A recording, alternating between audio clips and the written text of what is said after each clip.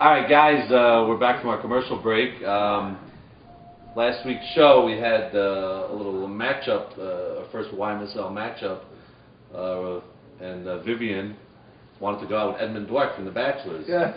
And over this holiday weekend... Vivian from Manhattan, I believe, right? Yes, Yeah. Vivian from Manhattan wanted to go out with Edmund after the Bachelors got a victory.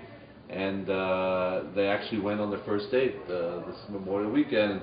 Edmund's been gracious enough to call us and give us details about it. So we're looking forward to hearing about that. He was actually sent the picture also of their date. So like Love Connection. What was that story about that show? Yeah, Chuck Woolery. Chuck Woolery. You know, so we're gonna get all the details about that. We haven't actually done even a recap yet, but you know, hopefully we'll get a couple of those in before the night ends. But you know, so how do we pass? How do we go from Sammy Sutton to the follow-up? It's not easy. No, definitely not going to be easy. That was a very good call-in. I'm glad, you know, I had a chance to discuss a little of the show while he called in, because no better target than a guy like Sammy Sutton. But I think the next one will be a little more toned down. Yeah. Guy like Edmund Dweck, quiet guy, comes to play ball, and just a good guy, and he deserves to get this date. As a matter of fact, if I could just interrupt a second, there's a couple of great players in the league that are still single, a lot of eligible bachelors. You may want to think about maybe doing some kind of dating show. Yeah, we talked about that. I mean, if I want to, I'd like to name names. I mean, guys like David Asher, your old friend, you know, and guys like Ali Marshall, top player in the league. Richie Braha. I mean, all-stars, perennial all-stars, and I mean, you know, I got a call. Yeah. We got Edmund from Oakers on the line. Edmund from Oakers. Must be Edmund. All right. Edmund, you're on the air. Hey, Bob, is that you? Yeah, it is. Is that Edmund? Hey, how's it going, Bob? First time, long time. How you doing? Oh, very good, Edmund. It's nice to have you on the air. Edmund, last week you were gracious enough to be picked by Vivian, a very lovely young lady, to go on a date out of all the eligible bachelors. And you must have been very excited when you heard that. Unbelievable. Unbelievable. Really, one of the more exciting moments this year for me, and that's really it. Yeah, we got a picture actually emailed from your date. Looked like you had a nice smile on your face, so I'm sure it went well. Why don't you give us a little details about where you went over the weekend? Yeah. Everything went well. It was a lot of fun. We took Vivian to a couple barbecues, Memorial Weekend on the Jersey Shore. You know how it is. Yeah. Of course, that's why I'm smiling in the picture. Had a couple of steaks, a couple different places. Only a couple steaks, Edmund? I mean, I saw the carcass of a 700-pound cow on the side of Deal Road. I figured you had your name stamped all over it. Are you there, caller? Hello. You know what the farmers, they stamp the cow like it's theirs, what if they brand it? Edmund, this is fellow first baseman Michael Sabon Salomon. Are you there, Edmund? Michael, of course, fellow first baseman. The guy's got my number exactly. Yes, that was my carcass left on the side. We figured that would be you. I saw the dentures left on the side of the cow, and I knew immediately that it was you. So Edmund, tell us. That made a better call. Edmund, tell us. Did she have a good time? I mean, obviously you did, but you think there's potential love match over there? I don't know. I heard there's going to be his shoes being the baddie, departing from the Dirty Dozen, going to UCLA. Bigger and better things over there for him. I was thinking about maybe coming in, taking third base, just giving Solly the boot. What do you guys think about that? Wow. Really? Oh, man. You've spoken to anybody else about that, or this is breaking news? Taking his girl, maybe it's third base. I don't know what's going on over there. He said he might want to play short. So I figured I might just sneak in on all angles. Wow, Edmund, I'll tell you, you know, you got the Orangeman blood over there, so maybe you can pull something off, but, you know, that's certainly, she was a beautiful girl. She was a beautiful girl. You did I'm sure you had a good time on that date, and, you know, hopefully some of the eligible bachelors are going to get hooked up with some of the other single girls in the, you know, in the community. What do you think? Hopefully, that's the idea. That's what the team's all about.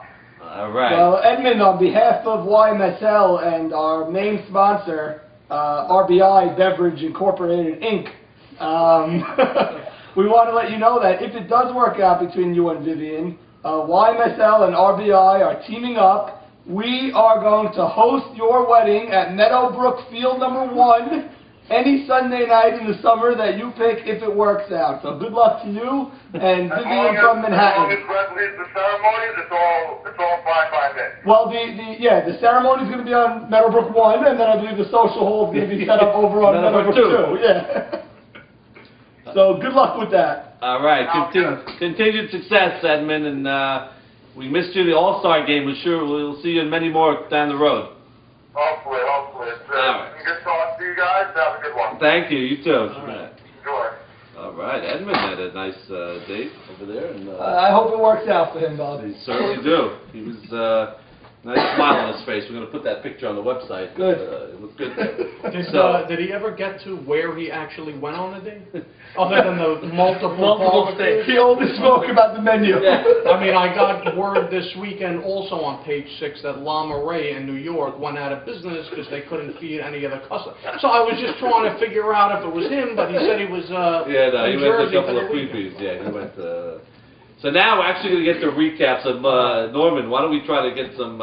Sure. Give us a couple of details about your 2 classic one-run games. It was 2 very, very tight games. In game 1, we were down by 1 run with 2 outs and the bases loaded. In our last licks, Jordy Rameld was at the plate, and he worked in at bat. I think it was a 2-2 count, and he ripped the line drive sinking to left field, but there was Jackie Eshko, who did not have a smooth day in left field. But there was Jackie Eshko to make the final out on a sinking ball. He fell to, of course he caught it first, then he did a tumble salt, and he fell, and he hurt his leg, and he was okay, and this and that, all the theatrics.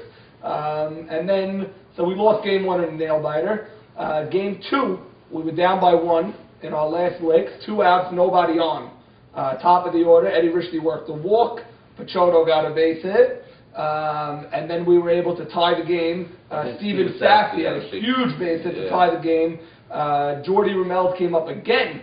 I heard he was up a couple of times. Yeah, give us a chance to win the game. He wasn't able to do it. I think he popped up or something. Yeah. And then in extra innings, Jeffrey Saka demanded an at-bat. He hasn't batted in 3-4 weeks. He got up, he took 1 swing and hit a game-winning walk-off triple to give us a very much-needed win. Maurice's Pieces are now 7-5, getting ready for next week with our bout with the U.S. Marshals. Yeah, had you Also lost that game, it would have been a 3-way tie, 6-6. It would have been a devastating loss to lose 2 games like that. Especially without Azer pitching. Exactly. That would have been a bad situation.